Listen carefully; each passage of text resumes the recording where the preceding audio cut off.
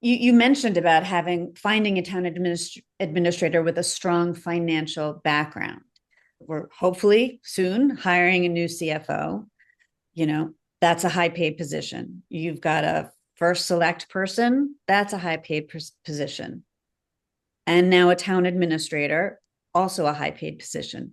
Do we really need to do that? Have this town administrator person there? And may I just interrupt too and add, last night I heard the first selectman say that the new controller is also doing some of the duties of a CFO. So this is what I typically do when I have those same questions, right? And I had a feeling this would be a question. It's a question I ask myself a lot. I'm on both committees, right? So I pulled up this lovely report that we were provided with back a few years ago, and it talked about why we need to hire a town administrator and the reasons for it. And I'll be brief, but basically it was to ease with the transition. It was to allow, at the time, there was a lot of state stuff coming down. It was like, state mandates, state regionalization of different services and whatnot. And the goal would be that the town administrator would, and it also would open up the possibility of a new first select person who did not have the skills that we had seen in the past. We wouldn't have needed a person who, had the skills like Lynn or previous people. So, I mean, that was the goal. If you had asked me, I don't think it went well, right? I think if we really took the time to think about it, the transition was difficult. When we interview the new town administrators, we kind of know the things that we expected to happen. And so now we're asking them to make sure that these things are part of their job.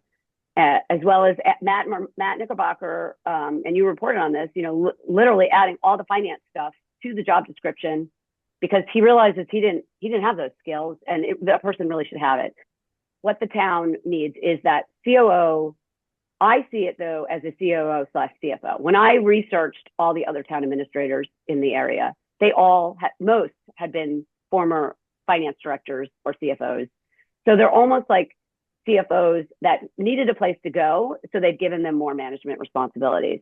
In my mind, if we hired a really, really strong town administrator / financial person with lots of finance background, we could then hire a finance director and have a controller, and that's how I would have hoped that we would have moved forward.